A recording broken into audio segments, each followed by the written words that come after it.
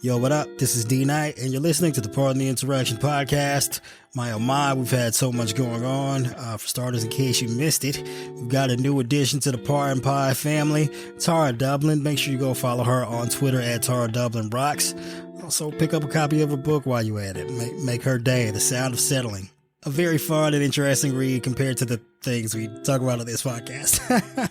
But yeah, we're heading toward the do or die time for the 2024 election. Go ahead and hit up JoeBiden.com. Get that man like $1 a month or something. Help his campaign staff up and get prepared to try and save our democracy. And make sure to grab like one other person you know and tell them about the podcast. Make sure they subscribe and tune in every single week. We got a lot of things coming up for you this year. We need all the support that we can get. So if you do your part and help us grow our audience, we'll do our part and help elect Joe Biden in 2024 and save American democracy.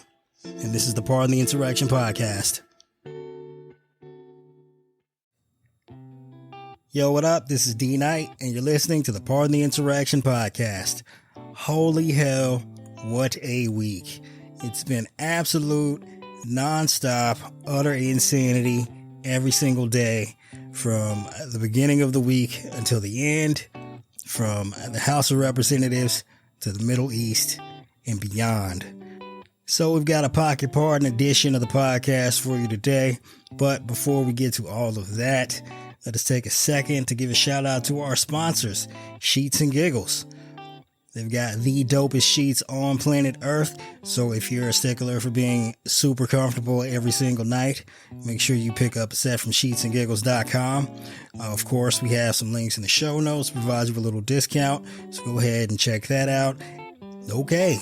For the news this week, it's really difficult to even figure out where to start, but I guess we'll start with the House of Representatives. It appears as though, after lots of finagling and hand-wringing, Jim Jordan has finally decided to give up his quest to become Speaker of the House after a third and final vote today on Friday, which is probably a good fucking idea because he would have been a total disaster. I guess depending on how you look at it, in the long run, maybe it would have actually been a good thing for Democrats in order to have the most irresponsible and absurd individual run in the House of Representatives, leading up to an election year. Probably would have, painted Republicans in a bad light. Not that they need much extra help doing that, I suppose. But yes, after having a number of his goons and henchmen call up the family members of other members of Congress, sending them threats in order to force them to vote in favor of Jim Jordan for Speaker, as well as having Fox News host Sean Hannity personally try to extort other members of Congress in supporting Jim. Like, that bid has failed. Surprise, surprise. Of course, telling people that you're going to hold them hostage if they don't support your agenda was only going to, fuel the same bad behavior if people gave into it, and a number of House Republicans did not. In fact, at every single instance when a vote was held on the House floor, Jim Jordan proceeded to receive fewer and fewer votes. Of course, if there's any consolation for Jim, he did make history, being the first person with a majority in the House to receive less than 200 votes, nominating him for the Speaker position in over 100 years. Congratulations. Pat yourself on the back, you piece of shit. Though I personally find it insane that he's even getting a single vote, given that just this morning he came out and denied the 2020 election. So, it's very disappointing that the media won't put into context just how abhorrent Jim's behavior is and has been, while at the same time, enjoying the horse race of Republicans holding a majority in the House but continuing to fail to nominate a speaker. Oh, and apparently all of this is like the backdrop for internal squabbles where, of course, Jordan is doing so bad that his co-workers conspired to stagger their no votes so that each time a vote was held, he would get more and more no votes, just showing him, his chances of actually getting the job were nil. So yeah, live your life in such a way that your that your co-workers conspire behind your back to make you look worse and worse every single day at your job. And as fun as it is watching 2-bit Trump take the L, actual Trump is over here taking L's as well. He was in Judge Engoron's court today, where he received a very stern admonishment for his failure to remove a post about Judge Engoron's court clerk from his campaign website, which would appear to be a flagrant fucking violation of the recent gag order that Judge Engoron issued earlier this month. So Trump wasn't in court today to get this tongue lashing, but of course his lawyer Chris Kise managed to apologize on Trump's behalf, saying it was unintentional, and Engoron said he would take that statement under advisement, but Trump's still responsible for whatever appears on his website. And I quote, "I want to make it clear that Mr. Trump is responsible for the large machine, even if it is a large machine. Moreover, a defendant may not evade liability for violating a court order by assertion that the violation was a result of the actions of one or more of the defendant's employees or agents. In the current overheated climate, incendiary untruths can, and in some cases already have, led to serious physical harm and worse. Trump has received ample warning, and accordingly, issuing yet another warning is no longer appropriate. This court is way beyond the warning stage." Engoron then proceeded to impose a $5,000 fine because it was a first-time violation and because Trump's attorneys insisted it was not intentional, saying, quote, "Make no mistake, future violations, whether intentional or unintentional, will subject the violator to far more severe sanctions, which may include, but are not limited to, steeper financial penalties, holding Donald Trump in contempt of court, and possibly imprisoning him." English is difficult when it's your first language.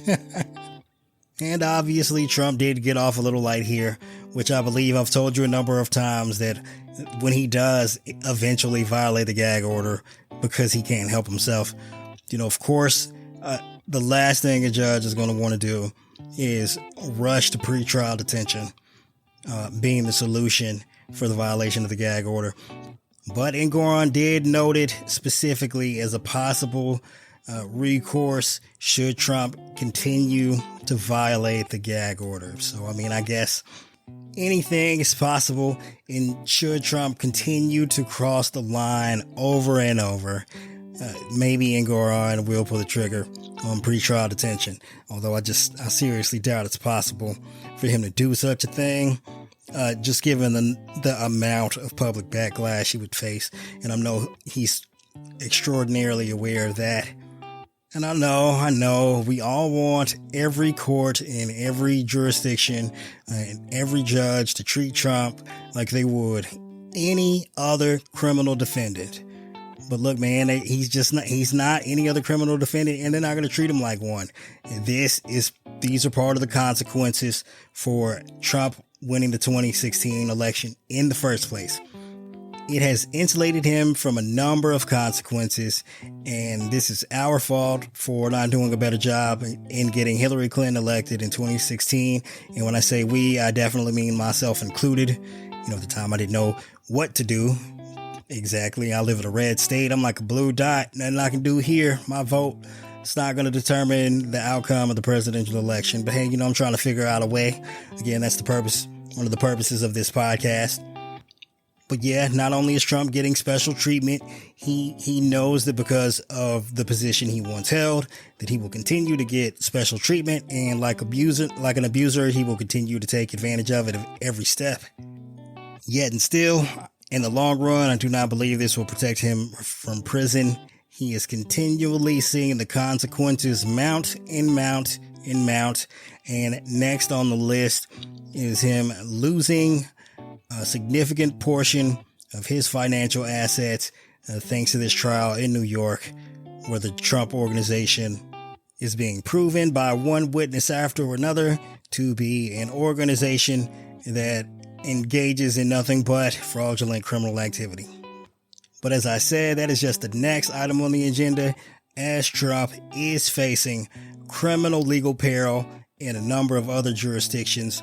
And things just got a lot more harrowing down there in Georgia with his RICO trial, as two of his criminal co-defendants, Sidney Powell and Kenneth Chesebro, pleading guilty and agreeing to cooperate with Fonnie Willis's investigation and agreeing to testify at any upcoming criminal proceedings.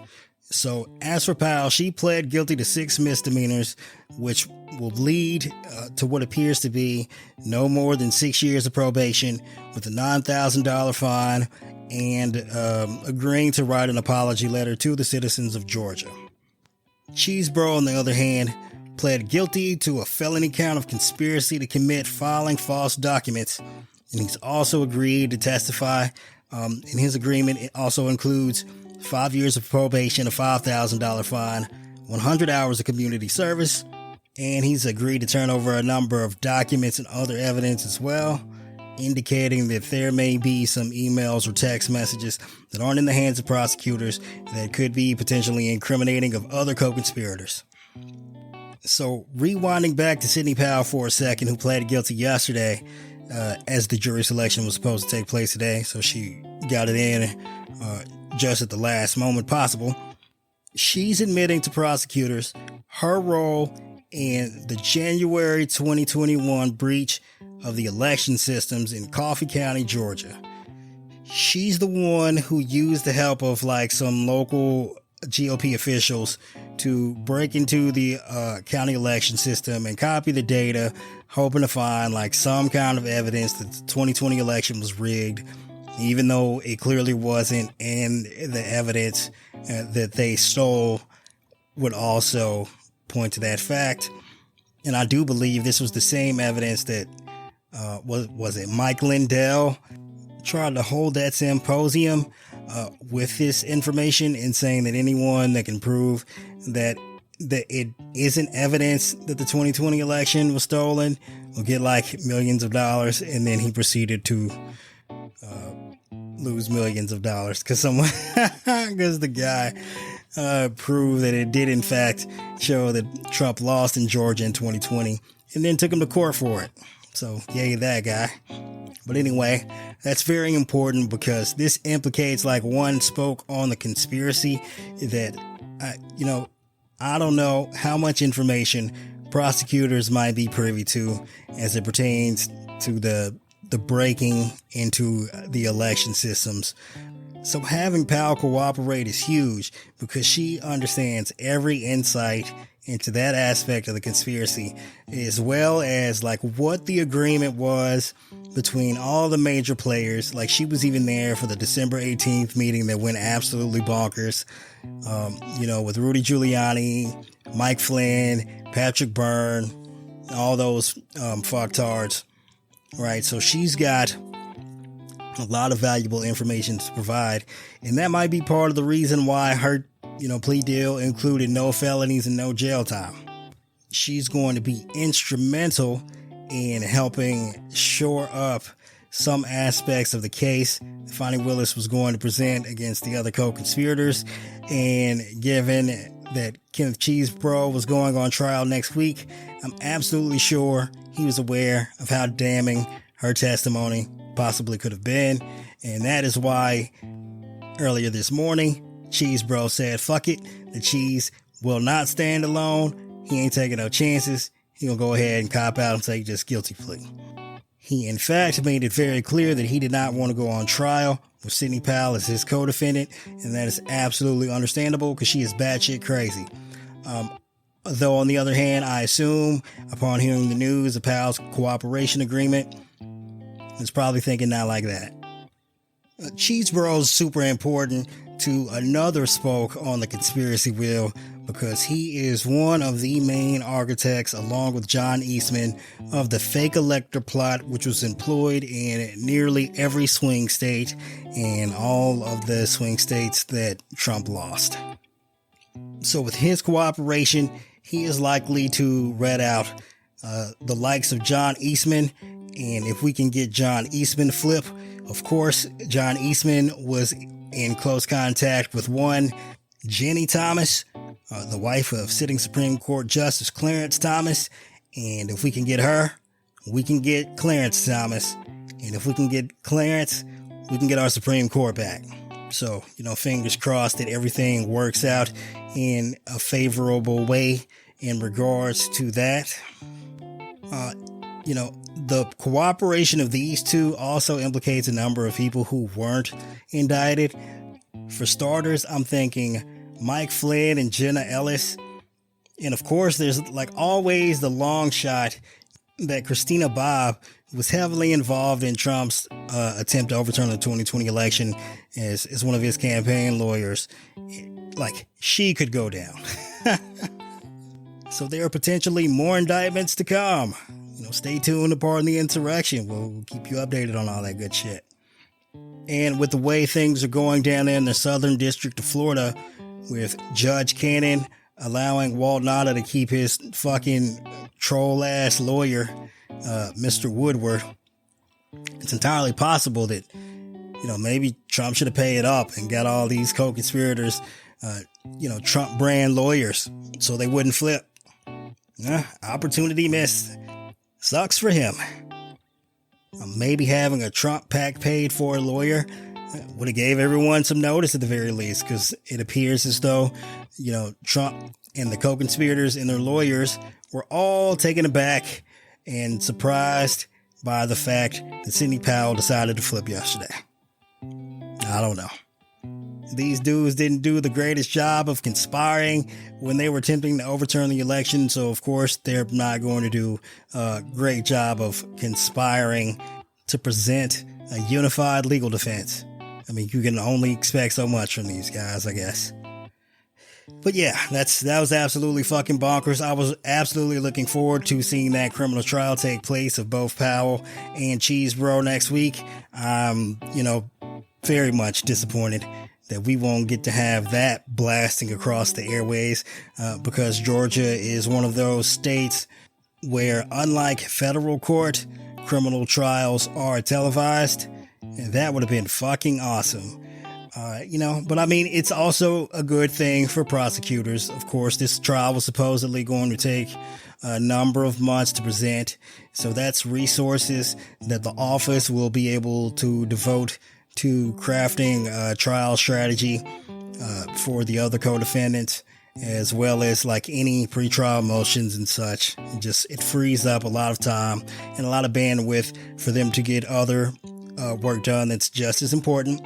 And now that they have the cooperation of these two morons, they'll be able to present an even more rock solid case against Trump and cronies. And I would say that a lot of people were saying that, hey, this is a lot of stuff. Fonnie Willis is throwing to the wall and just hoping some of it sticks. Seems like she's doing a lot here, overcomplicating the case and the trial. And I can't imagine what the trial strategy would be, like trying to have all of these co-defendants on trial at the same time. And while I totally understand that, I believe that she was absolutely prepared to go on trial right now.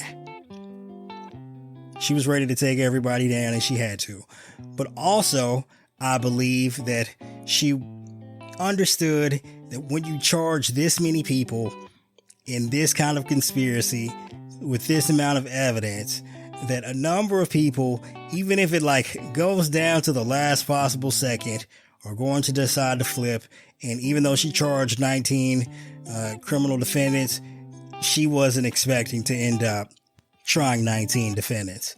And, it of course is a gamble for a number of reasons, but it totally appears to have paid off. So kudos to her. This is one of the things that I think it's like an opportunity I think that Jack Smith's team missed out on. So they had the opportunity to charge a number of other co-conspirators, in regards to Trump's trial in DC. And there are pros and cons to that, right? If you only charge Trump, yes, you streamline everything. And of course, there's the time constraints of the fact that there's an election in 2024, and Trump believes that if he wins, he can shut down this investigation and he won't go to jail. And I'm sure, Jack Smith is probably aware of that possibility as well. But what you miss out on when you do that is the possibility that you charge a number of people who are involved in the criminal conspiracy. And as you get closer to that trial date, those people flip and they provide you with evidence that is unobtainable elsewhere that will help you shore up your case against the person at the top of the pyramid. Well, Fani Willis took that gamble and it paid off, at least so far. One of the other concerns that legal experts and, our favorite Twitter lawyers and whatnot had about Fani Willis's case is that having Cheesebro and Powell exercise their right to a speedy trial, basically severing their case from Trump's, meaning that their trial would take place, here this month in October, and Trump and the rest of the co-conspirators wouldn't be going on trial until later in 2024. There was an opportunity for Fani Willis to present her case, and then Trump's lawyers would basically get a preview of whatever evidence they would be presenting in the Chesebro Powell case, so they could have the opportunity to mount what they think would be a presentable legal defense. And I do see potential hangups in that scenario where you think if you put out all your evidence, before you even get to try Trump, his lawyers are going to have a field day mounting a legal defense. And I don't actually think that would have been the case. I think this actually would have been super bad for Trump for a couple of reasons, and I will detail them as such. Namely, one, I don't think Fani Willis is going to have to, she wasn't going to have to empty her clip to get Chesebro and Powell. This was a massive fucking criminal conspiracy. Even with months of presentation, there was probably some evidence that was sure shot, going to nail Trump to the wall, that she wouldn't have to use to get these two convicted by a jury. And I'm absolutely sure of it, right? Because if you think about it, you set Trump's team up to make one defense based on the evidence that you presented at this trial. I'm sure evidence that's possibly been made available through discovery, but you don't show that at trial. So, Trump's lawyers are going to be thinking she's going to put on this one case. And then you show up to court, Trump's trial in 2024, and then you break out the big guns and boom, whatever legal defense Trump's team is going to mount is destroyed anyway. Also, the other huge missed opportunity I think we've lost out on by not having this Chesebro Powell trial is that Willis was going to present all this evidence that made Trump look like a fucking criminal for months on end. And Sidney Powell and Kenneth Chesebro, their lawyers probably weren't gonna rebut shit. In fact, I think one of their main defenses would be hey, we were just following orders. All this criminal shit, that was Trump's idea. I assumed that they were going to throw Trump under the bus. And then Trump's lawyers wouldn't be there to rebut it. So you'd have a 5-month nonstop TV drama of Trump being trashed in court and looking guilty as fuck with no one to defend him. It would have been absolutely fucking glorious. But, like I said, double-edged sword here. Pros and cons to holding that trial. And, in the grand scheme of things, I'd say this is absolutely great news for Fani Willis and her case and her office down there. Huge win, and Trump should be worried. He should absolutely be scared shitless. And scared shitless not just because Powell and Chesebro are cooperating, but what this signals to Trump's other co-defendants is that it might be a race down to Fani Willis's office for whoever else decides that they want to cooperate. Because these deals where you don't get any prison time, there's absolutely only a limited number of those. Not everybody is getting a deal that good. I guarantee you that. Meanwhile, in Biden world, well, our president managed to make a successful trip into a fucking war zone Wednesday. He came back with an agreement to have humanitarian aid enter the Gaza Strip through Egypt, hopefully to get to the hands of the citizens and the civilians who need it most, as well as addressing the nation after his round-trip flight from Israel in a speech that was absolutely fucking incredible, making it clear why we need to not only support Israel in their cause, but also we need to support our allies in Ukraine, and like the nature of how dictators and terrorists behave and what it means when they are given a free pass to act with no regard for human lives, and how it would only embolden them. And he also did a perfect job of explaining why not just Israeli citizens, but innocent Gazans, their lives need to be valued as well, and how Hamas is using them as a human shield, and it's totally unacceptable. And that's not all. Thanks to his great work and that of his subordinates, Hamas also released 2 American hostages that had been in their custody since the attack 2 weeks ago. Like, thank fucking God President Biden is in office, because if this were Trump, it would be a total dumpster fire. So, however you feel about Biden's response so far, like, you gotta give the man time to work his magic and show you what he can do, because he's absolutely coming through. Because like I said last week, like, there was no guarantee that we get any of those hostages back. And like, getting 2 is a massive fucking victory. You know, I think a number of people forgot that like we've got citizens involved in this as well. So America has a stake in this too. And Biden understands that. And he's hard at work. You know, I was told he was too old to do this shit.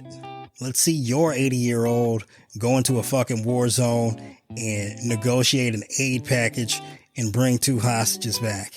And that concludes this episode of Pardon the Insurrection.